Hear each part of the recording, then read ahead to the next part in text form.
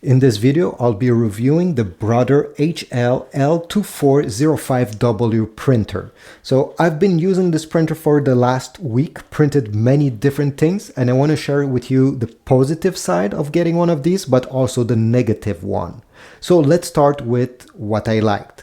Well, first thing is the fact that this printer, this is where the paper input goes. It's able to hold 250 sheets of paper. This is a lot. You won't need to refill it very often. And this tray stays completely out of the way once you have inserted it inside of the printer. I say this because many HP laser printer have a input tray sticking out, which takes space and it's ugly. This one, really nice that is over here. If you want to print on envelopes, it has a separate tray that you need to open. And this is where you're going to slide your envelopes and they will all come out on the top. All right, second thing that I liked about this printer. It was very easy to set it up with my smartphone and also Mac or PC computers. I've made separate videos showing you how this is done. And honestly, in under 5 minutes, you should be good to go. The first step is to connect this printer to your Wi-Fi network. And I guess this is the most difficult one to do because as you see here, the screen is quite small. You may need to fiddle with these buttons, but once this is done, you won't have to touch anything over here in the future. Another positive point is that this printer is able to print fast, up to 30 pages per minute. So let's say you're using this in your business, you're a teacher, you want to print 30 pages quickly because your students are waiting for you. Well, in a minute, you should be good to go. Let me demonstrate and show you how quick it's printing. As you see, one page after another. It's not waiting between them. Now let's talk about the print quality. If you're buying this printer to print black and white pictures, you'll be a bit deceived. This is not what it's meant for. It's able to print some grayscale drawings or pictures as you see here, but definitely an inkjet printer is much better. It will give you more resolution if you intend to print pictures. Where this printer is great is for text and small graphics. As you see here, everything is sharp.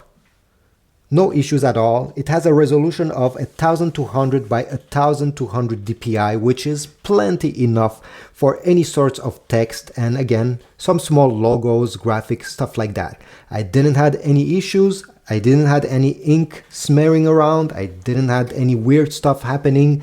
I was quite happy with the print quality. Again, for a laser printer, this is good. No one buys these printers and expect an amazing resolution. Now let's talk about the negative side. As I explained already, it has a very small display over here, and this is how you navigate through. I wish it was a touchscreen. I wish they update this display. They have been using it for many generations, I think at least 15 or 20 years back. So I think, brother, it's time to replace it with something more modern.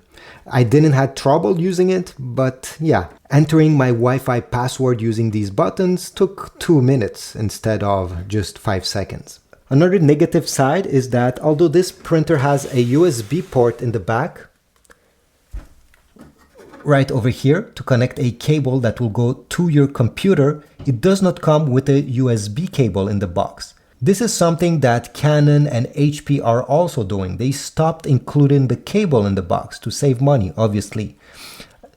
So if you intend to use a cable instead of the Wi-Fi, make sure you purchase one separately. I'll put links in the description. Another downside of this printer is that it's not able to print on both sides of the paper. Only on one side, and if you want to print on the other side, well, you need to flip the page manually and put it back in the paper input.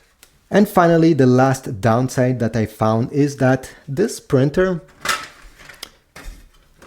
is quite cheap to operate. Don't get me wrong, okay? It can cost less than a cent per page that you print, but brother got a bit smarter with time. 5 to 10 years ago, you used to get one of these printer, and if you don't want to buy the original Brother ink cartridge, there were many options and they were extremely cheap. They're still cheap if you want to get aftermarket and not an original one, but now they will need to get you'll need to get one that has one of these chips right over here to trick the printer, thinking that it's an original Brother ink cartridge. So the negative side is simply that those cartridges cost more than before. Even if they're aftermarket, you're going to find them more expensive than cartridges that don't require one of these chips. But again, it's still cheap to print day to day. So do I recommend this printer? In my opinion, yes. Unless, again, you want to print pictures or very fine details. I highly recommend it to professionals.